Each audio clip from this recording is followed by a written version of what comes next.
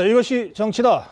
안홍 여의도연구원 부원장 그리고 강석진 정치평론가 이 두 분과 함께하겠습니다. 어서 오십시오. 네, 안녕하세요. 안녕하십니까? 네, 이 두 분 다 오랜만입니다. 네. 자, 이 주요 지역 판세 몇 군데 먼저 짚어보겠습니다. 이 목포입니다. 전남 목포. 김대중 전 대통령의 고향이고 지금은 박지원 의원이 현역 의원으로 있습니다. 박지원 후보는 지금 국민의당 후보로 출마하고 있는데 여기에 더불어민주당 조상기 후보가 도전하고 있습니다. 그런데 조상기 후보의 선대위원장을 김대중 대통령의 셋째 아들 김홍걸 위원장이 지금 맡고 있습니다. 그래서 김홍걸 대 박지원, 박지원 대 김홍걸, 뭐 대리전 양상까지 보이고 있는데 지금 조사를 보면 국민의당의 박지원 후보가 뭐 3배 가까이 앞서고 있고 당선 가능성에서는 더 크게 벌어지고 있습니다. 이 정도면 게임이 끝났다고 봐야 됩니까? 어떻게 보입니까? 저는 뭐 박지원 후보 당선이 굉장히 가능성이 높다고 보고 있습니다. 네. 뭐 흔들리지 않을 걸로 생각이 되는데요. 네. 김홍걸 씨가 저기 조상기 후보 선대위원장을 맡은 거는 나름 뉴스가 되겠죠. 그 배경에는 제가 보기에는 지금이 아니라 4년 뒤 또 내다보고 4년 뒤에 자기가 직접 출마한다? 뭐 자기든 뭐 여하튼 뭐 그런 것도 고려를 한 게 아닌가 그렇게 생각이 됩니다. 그래요. 게임 끝났다고 보십니까? 예, 좀 목포의 지역의 경우에는 지금 격차 추세가 계속 이어지는 것 같아요. 그래서 변화가 좀 없을 거로 예상해요. 예, 뭐 게임이 끝났다는 것이 이 두 분의 분석이니까 더 분석하지 않겠습니다. 전북 전주 지역이 그런데 심상치 않습니다. 전주 을 지역 새누리당의 정운천 후보, 전 농림수산부 장관 지냈죠. 그다음에 더불어민주당의 최형재 후보, 그리고 국민의당의 장세환 후보, 세 사람이 지금 보시는 대로 아주 팽팽합니다. 세 사람 다 오차 범위 내 접전을 벌이고 있습니다. 그런데 당선 가능성을 물어보니까 더불어민주당의 최형재 후보가 이 두 후보보다 한 14%포인트 정도 앞서는 것으로 조사됩니다. 이 혼전 양상일 때는 당선 가능성을 보는 것이 의미가 있어서 당선 가능성까지 같이 저희들이 보여드리고 있습니다. 자, 이 조사 어떻게 보십니까? 예, 지금 정운천 후보가 사실은 그 새누리당에서 네. 가장 호남 지역에 기대를 걸고 있는 두 후보 중에 한 명입니다. 그리고 네. 이전에 선거 결과도 30% 넘는 고득표를 좀 했었고, 네. 지금도 그 상당한 그 지지율로 1위권을 좀 지키고 있습니다. 그런데 여러 가지 여론조사를 보면 다른 여론조사는 오히려 이제 지는 것도 있고 여기가 혼전이 네. 아주 심한 지역인 것 같습니다. 근데 단지 이번에 그 김무성 대표께서 이제 이 지역 가셔가지고 특별히 이제 이렇게 지원 주세도 했는데 특히 이제 그 여당 입장에서는 가장 중점적으로 네. 전북 발전을 위해서 이 지역을 특별히 지원하겠다 이런 의지를 상당히 피력을 하고 있기 때문에 네. 그런 그 지역 발전에 대한 기대가 커지면 상당히 그 득표를 추가로 좀 올릴 수 있지 않을까 이렇게 생각합니다. 그래서 당선 가능성이 기대한다 이런 있다고 말씀이죠? 생각합니다. 예, 어떻게 보세요? 지금 이 세 후보가 뭐 조금 엎치락뒤치락하는 조사도 있고 네. 일관되게 최형재 후보가 조금 유리하게 나오는 조사도 있는데 그 이면을 보면 정 후보는 새누리당 후보는 정운천 후보? 예, 예. 당 지지도보다 훨씬 높게 나옵니다. 최형재 후보하고 장세환 후보는 당 지지도보다 조금 떨어져요. 아하. 그런 점에 있어서는 이 야당 후보들은 지금 좀 뭐라 후보 그럴까요? 경쟁력이 좀 떨어진다. 예, 상대적으로. 집토끼를 잡아내는 그런 노력이 더 필요할 테고 여당 후보야 뭐 당연히 지금 개인 플레이로 이제 네. 더 가겠죠. 그런데 저기서 제가 보기에는 당 지지도가 저변에 깔려 있기 때문에 네. 지금 정운천 후보가 리드하고 있다라고 쉽게 이야기하기는 좀 어렵지 않나. 최형재 후보가 좀 더 가능성이 있다고 보십니까? 저는 그렇게 봅니다. 알겠습니다. 네. 예. 전주병 판세, 전주병. 더불어민주당의 김성주 후보, 그리고 국민의당의 정동영 후보가 맞붙은 지역입니다.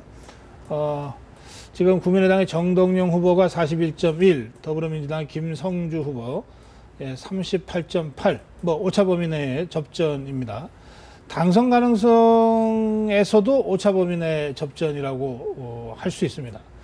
이 지역 섣불리 예측하기가 쉽지 않습니다만은 강석진 평론가 어느 쪽입니까? 저는 정동영 후보 가능성이 좀 예. 높다고 봅니다. 예, 안홍 원장. 저는 김성주 후보가 좀 지금보다는 많이 좀 올라갈 것 같습니다. 얼마나 올라갈지는 모르겠는데요. 네. 좀 더 올라갈 것 왜 같고. 그렇습니까? 그 지금 재선위원 아닙니까? 지금 재선에 좀 도전하는 재선에 거 아닙니까? 도전하는. 예. 그리고 지역 기반도 상당히 좀 있는 편이고 정동영 후보가 거의 뭐 여러 가지 지금 하시는 게 조금 그 부정적인 여론이 좀 없지 않아서 그리고 이제 일부 여론조사는 사실 예. 우세한 알겠습니다. 여론도 예. 많이 나오고 있습니다. 왜 정동영입니까? 그 지금 전북에서 국민의당 바람의 핵심은 정동영 진원지가? 후보에 모여져 있습니다. 근데 만약에 정동영 후보가 당선이 안 된다면 전북은 어떤 구심점을 잃는 점이 있기 때문에 네. 전북 유권자들이 그래도 미워도 다시 한번 이라는 심리가 좀 작동하지 않을까 저는 그렇게 보고 있고요. 예, 네. 알겠습니다. 자, 마지막으로 한 지역 더 보겠습니다. 세종시입니다. 새누리당의 박종준 후보 그리고 더불어민주당의 문흥수 후보, 국민의당의 구성모 후보 그리고 무소속의 이해찬 후보입니다. 더불어민주당에서 탈당해서 무소속으로 출마한 이해찬 후보. 지금 새누리당의 박종준 후보와 무소속의 이해찬 후보가 오차 범위내 접전을 벌이고 있는데 당선 가능성을 물어보니까 새누리당의 박종준 후보가 40.1, 무소속의 이해찬 후보가 29.4, 10% 이상 차이가 벌어지고 있습니다. 이건 어떻게 전망하십니까? 안홍 부원장. 예, 지금 이 지역은 그 박종준 후보가 계속 요 차이로 지금 리드를 계속하고 있습니다. 네. 그리고 추세가 지금 흔들리지 않고 있기 때문에 네. 향후 변화는 별로 없을 박종준 것으로 후보가 보입니다. 이길 것이다. 예. 네. 저도 박종준 후보 가능성이 좀 높아 보이네요. 네, 그 아마 이해찬 후보에 대한 오랜 다선 의원에 대한 좀 유권자들의 네네. 뭐 여러 가지 거부 반응이랄까 그런 것들이 이제 계속되고 있는 것 같습니다. 알겠습니다. 네.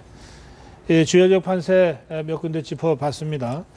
이 여론조사는 이제 내일부터는 공표가 안 됩니다. 물론 7일 전에 조사한 것을 다시 이야기하거나 7일 전에 조사했던 기록을 명시하고 뭐 발표할 수는 있습니다만 이제 내일부터 진행되는 조사, 내일부터도 조사는 계속 진행됩니다만 그것은 내용을 공표할 수가 없어서 저희로서는 이 연합뉴스 KBS 공동 여론조사 오늘이 아마 이 결과를 가지고 얘기하는 마지막 날이 될 것 같습니다.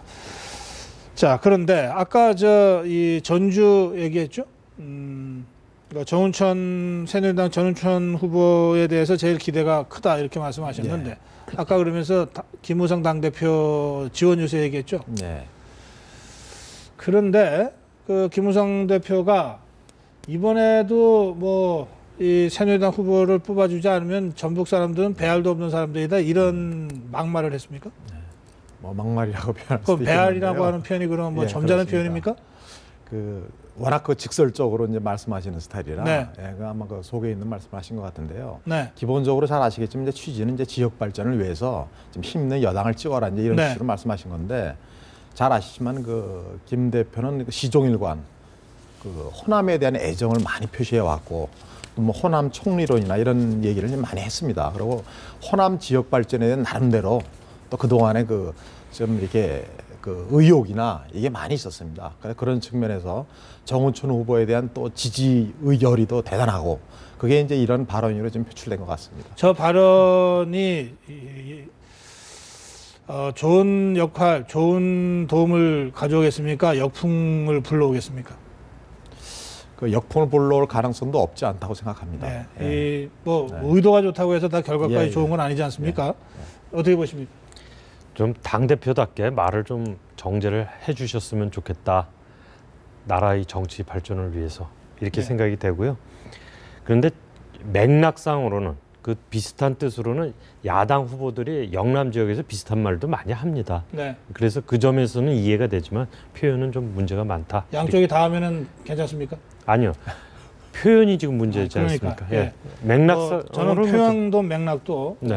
뭐 틀린 것은 양쪽이 다 해도 다 틀리다고 저는 생각합니다. 물론 그거야 그렇죠. 네. 예, 더구나 지금 일주일밖에 안 남았고 무슨 특별한 이슈도 없고 정책 토론도 되지 않는 상태에서는 네. 어느 쪽이든 이 실수가 판세를 그르칠 수 있다고 그렇습니다. 네. 제가 오프닝에도 말씀드렸습니다만 그래서 입단속, 집안단속 들어갔다는 거 아닙니까? 실수가 말을 하죠. 그래 놓고서 당대표가 어쨌든 별로 도움이 안 될 또는 역풍이 불 수도 있는 저런 말을 하고 다니는 것이 전 이해가 안 됩니다. 네.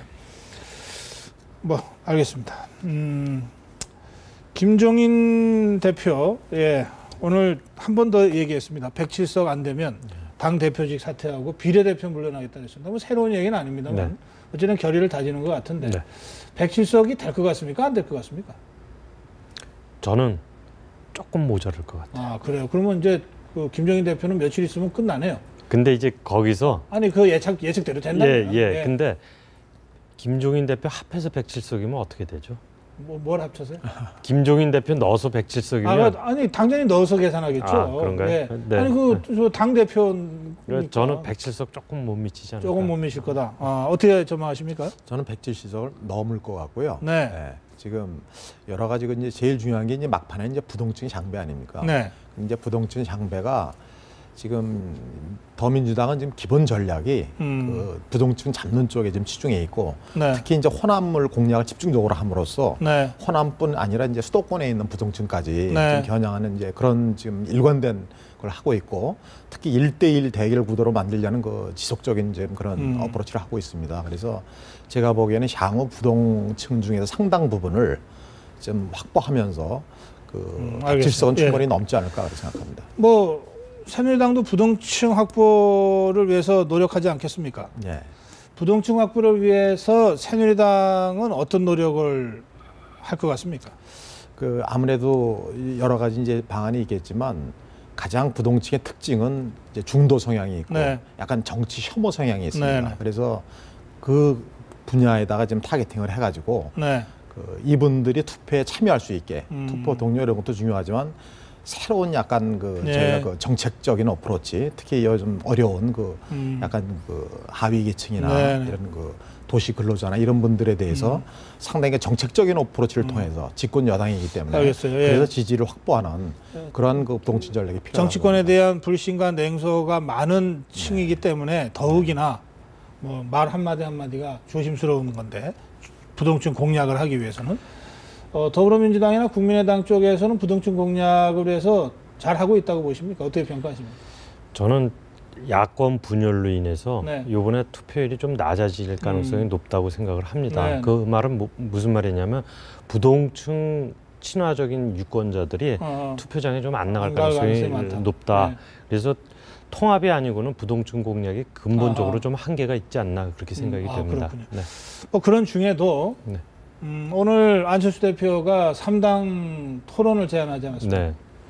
저런 것은 어쨌든 지금 조금 전에 이제 안홍 부원장 말씀하셨는데 부동층의 특징이 기존 정치권의 정쟁에는 아주 비판적인 그렇습니다. 사람들이니까 네. 상대적으로 뭐 도대체 무슨 주장하는지 당 대표 책임 있는 사람들이 네. 토론 좀 해봐라. 네. 이게 사실 부동층 입장에서는 좀 좋습니다. 요구하고 있고 네. 바라고 있는 바인데 그걸 먼저 제안하고 나섰으니까 뭐 실제로 토론을 얼마나 잘하는지는 또 다른 문제고 저렇게 토론합시다라고 제안하는 것만으로도 네. 부동층 입장에서는 그래도 안철수 뭐 이렇게 좀 느끼게 되는 측면이 없지 않을까요? 물론 플러스 효과가 있다고 생각을 하고요. 예. 이루어져서 정말 3당 대표들이 자기네들이 네. 그 아이덴티티에 걸맞는 정책들을 내놓고 토론을 했으면 네. 유권자들 판단하기가 훨씬 좋아지겠죠. 글쎄 말입니다. 네. 예. 네.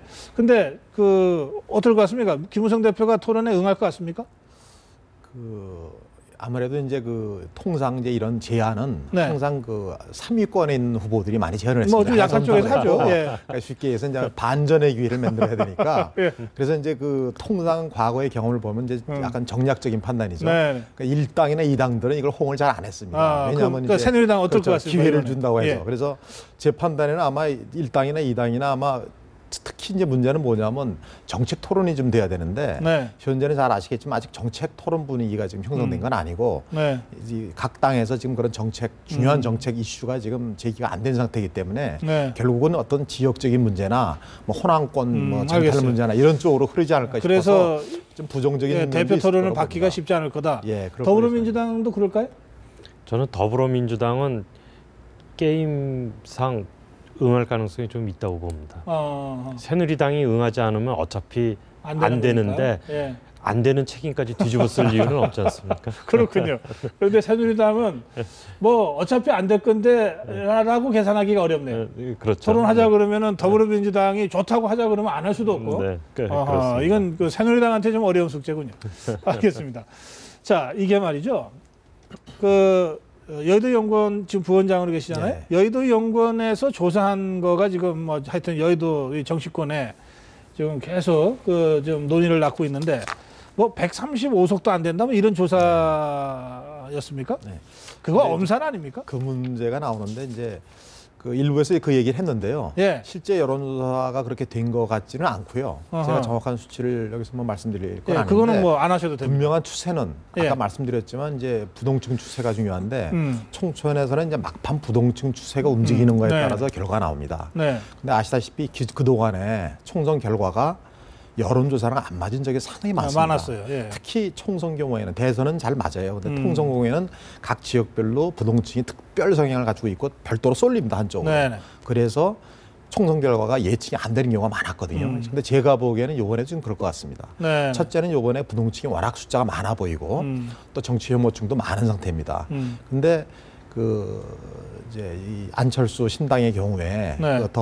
그 국민의당의 경우에는 이제 좀 상대적으로 좀 유리한 편이라고 보이죠. 그래서 그쪽은 좀 상대적으로 앞으로 부동층을 얻는데 지금 상당히 좀 알겠습니다. 긍정적이고 우리 쪽에서는 예를 들어서 이제 그 수도권이나 예. 영남권에서 좀 여러 가지 그 지금 탈당한 분들도 계시고 해가지고 여러 가지 그 좀, 어렵다는 예, 거죠? 어려운 측면이 자, 있어서 그렇지만 예. 아무리 그래도 180석 얘기하던 정당이 그리고 불과 얼마 전에는 어쨌든 과반은 한다고 했던 정당이 갑자기 135도 안 된다고 지금 하니까 이거 엄살 아니냐 이렇게 당장 나오는데 엄살입니까 아닙니까? 엄살은 아닙니다. 진짜로 그렇게 실제로 좀 심각합니다. 그래서 잘 아시지만 뭐 수도권도 그렇게 비례대표의 경우만 해도 예. 지금 국민의당이 없으면 사실 우리가 좀 의석을 더 얻어요. 근데 국민의당이 나가서 상당히 잠식하기 때문에 그건 그것도 더불어민주당도 줄고, 마찬가지예요. 예, 뭐. 줄고 우리가 또 상당히 또 타격이 있습니다 지금. 그리고 그 마찬가지로 앞으로 그 수도권에서 그 좀 어려운 엄살이 상이기 아닌가? 때문에 예, 엄살이 알아요. 아니고. 그러면 목표는 몇 저희는 석입니까 지금? 기본적으로 목표는 과반인데요. 예. 과반 달성이 지금 쉽지가 않기 때문에 상당히 그 긴장하고 좀 동료를 하는 그런 알겠습니다. 부분입니다. 이거 엄살로 보이십니까 아니면 엄살 90%죠. 아니 저는 제가 어저께 이제 대구를 갔다 왔는데 예. 대구 분위기 보니까 좀 심각할 수 있겠다 새누리당이. 그다음에 노인층에서 약간 좀 빠지는 것 같아요. 네. 그래서 두 가지 점에 있어서는 뭐 새누리당이 좀 걱정을 할 수도 있겠다 그렇게 생각이 되지만 기본적으로 이런 읍소 전략이라는 건 집토끼 확보 전략이고 네. 집토끼 확보만 되면 어느 정도 승산이 있다고 내부적으로 판단하는 게 아닌가 역으로 그래요? 예. 그런 생각이 들고요. 그다음에 지금 여의도 연구소에서 그렇게 이야기를 했는데 전체적으로 근거는 좀 불분명한 것 같아요. 알겠습니다. 네. 자, 약간 엄살이 좀 심하다는 거고 네. 엄살이 아니다는 거고. 그럼 더불어민주당 쪽은 어떻습니까? 지금 저 김종인 대표가 107석 얘기하면서 뭐 110석 얘기도 나오고 100석도 안 된다는 얘기도 나오는데 이쪽도 엄살이 있다는 겁니다. 아니면 야 그게 실제 현실이다. 어느 쪽입니까? 저는 현실에 가깝다고 현실에 봅니다. 가깝다. 네. 예, 그래, 그 정도는 아까도 어렵다. 말씀드렸지만 107석 조금 못 미치지 예, 않을까. 어떻게 보세요? 저는 아까 말씀드렸지만 그러니까 추가로 얻기 위한 어. 전략적인 포석이다. 그거 엄살이다 이거죠? 네. 알겠어요. 국민의당이 지금 최소 20석에 최대 뭐 40석까지 뭐 그 중간에 어느 지점인가가 될 거다. 뭐 대개 28석 얘기도 나오고 그러는데 이거는 어떻게 보십니까? 예, 역시 그거는 이제 부동층 향배가 달렸는데요. 네. 부동층의 향배 중에서 호남권 부동층 또 수도권에 있는 호남권 부동층이 네네. 앞으로 그 양당의 그 성패를 좌우한다고 봅니다. 그래서 예. 지금 뭐 광주에서 여러 가지 그 새로운 뭐 정책을 내놓고 경쟁도 하고 있는 이유가 그 요번에 이제 그걸 잡지 않으면 지금도 예. 어렵고 대선도 알겠습니다. 어려워지니까 예. 총력을 기울이고 있는 것 같습니다. 예. 그 정도 될까요? 저는 지금 28석 말씀하셨잖아요. 그 정도면 합리적인 추정이라고 봅니다. 호남이 우선에 지금 하나하나를 이렇게 따져보면 네. 뭐 굉장히 그 거센 돌풍이 불고 있다고 볼 수 있고요. 그다음에 서울 수도권 쪽에 네. 호남에서의 녹색 바람이 상륙을 안 하고 알겠습니다. 있지만 예. 정당 투표에서는 갈 가능성이 예. 없습니다. 그래서 호남에서 뭐 한 20석 전후 네. 하면은 거기에 비례대표만 해도 네. 뭐 27, 8석은 된다 이 네. 계산이죠. 예. 알겠습니다. 자, 사실 국민의당이 상당히 고전했어요. 창당 과정에서 내부 그렇습니다. 분란도 네. 있었고 야권 연대라고 하는 이 칼에 뭐 휘둘려서 말이죠. 네. 그러다가 어쨌든 살아남았고 그리고 생각보다 막상 뚜껑을 여니까 지지율이 조금씩 올라가기도 하고 네. 의석을 따져보니까 호남에서 더불어민주당보다는 국민의당이 더 의석을 확보할 것 같은 예. 이런 조사가 지금 나오고 있습니다. 이렇게 되니까 사실은 비상이 걸린 게 더불어민주당 쪽이죠. 네. 네. 그래서 문재인 대표가 이 호남의 유세를 해야 된다. 아니다. 이거 오히려 저 역풍이 걱정된다. 뭐 이러고 지금 논란입니다. 문재인 대표가 호남 유세를 해야 된다고 보십니까? 하지 말아야 된다고 보십니까? 저는 선거를 위해서는 가지 말아야 되겠지만 민주당이 장래나 문재인 전 대표의 그 장래를 위해서는 호남을 가야 된다고 생각을 그래요? 합니다. 그러면 그런데 그러면 네. 두 가지로 말씀하셨으니까 지금 그 더불어민주당한테 중요한 게 뭡니까? 당장의 선거입니까? 아니면 문재인 대표의 미래입니까? 지금 당장은 선거죠. 그러면 답을 하신 거네. 아니 그런데 예. 거기서 문제는 뭐냐면 문재인 대표가 호남을 안 갈 수는 없는데 가는데 그 기본적인 자세가 문제가 되는 것 같습니다. 어떤 자세로 호남을 가느냐. 아니, 가면 도움이 안 된다면서요. 아니 그래서 당을 위해서는 안 가야 된다면서요. 그런데 어쨌든 그러나 문재인 대표로서는 가야 된다. 아니 그렇더라도 이번 선거를 넘어서서 전 대표가 호남도 못 가는 당이 돼버리면 민주당은 굉장히 쭈그러들게 돼 있습니다. 그렇기 때문에 장기적으로 중장기적으로 보면 문재인 대표가 호남행을 할 수밖에 없다고 저는 보는데 네.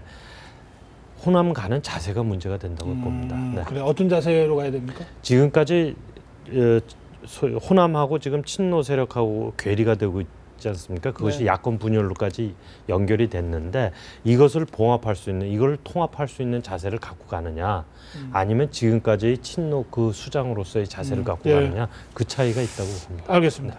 어떻게 보십니까? 뭐 문재인 대표는 뭐 대선을 겨냥해서 반드시 간다고 보고요. 네. 마지막에 가겠죠. 다 돈 다음에. 음. 근데 아무래도 그 더민주당 입장에서는 기본 선거 전략이랑 사실 그 움직임이 지금 배치되는 거거든요. 네. 잘 아시겠지만 기존의 더민주당 전략은 경제 음. 또 약간 친노하고는 거리를 둬서 친노 패권주의 예, 청산. 예. 이제 그런 쪽으로 지금 방향을 잡고 중도층을 겨냥하고 앞으로 부동층을 겨냥하고 있는데 네. 이제 그렇게 나가게 되면 지금 이게 선거에 지장을 주지 않을까 해서 상당히 이제 반대하는 그래요. 거고 이제 하지만 대권 전략 차원에서 호남이 워낙 문재인 대표인데 중요하기 때문에 안 갈 수 없을 것이고 결국은 이제 다른 지역 충분히 다 돈 다음에 네, 마지막으로 알겠습니다. 갈 것이라고 봅니다. 저는 두 분하고 좀 생각이 다른데요. 아 그렇습니까? 네. 어떻게 생각하세요? 그러니까 진짜 대권을 생각한다면 선당구사하는 모습 보이는 게 좋죠. 호남 유권자들이 그 정도 이해 못할 유권자들입니까? 김종인 대표가 대권 주자 1위고 그리고 누가 봐도 더불어민주당에 오는데 당장 눈앞의 선거를 위해서 호남민들이 싫다고 하시면 제가 안 가겠습니다. 제가 대통령 안 돼도 됩니다. 이런 진정성을 보여야 호남 유권자들이 다시 쳐다보지 않겠어요. 지금 두 분은 대권 전략 때문에라도 갈 거라고 말씀하시는 거 네. 아닙니까? 역풍이 불더라도. 근데 이제 87년 대선 때 보면 네. 노태우 후보가 광주 가가지고 돌도 맞고 그 그랬거든요. 옛날 얘기를 뭐 이렇게 길게 할 시간은 없고요. 네. 예, 뭐 둘 중에 하나 아니겠습니까? 그럼에도 불구하고 대권 전략상 간다. 총선에는 도움이 안 된다는 게 두 분의 판단 일치하는 거 아닙니까? 그렇지만 그렇습니다. 대권 전략 때문에 간다는 예, 거고 예. 저는 대권 전략이라면 더 안 가야 된다고 저는 개인적으로 좀 다른 생각이 있다 이렇게 말씀드리겠습니다. 네. 예, 여기서 마무리합니다. 고맙습니다. 네. 예. 감사합니다.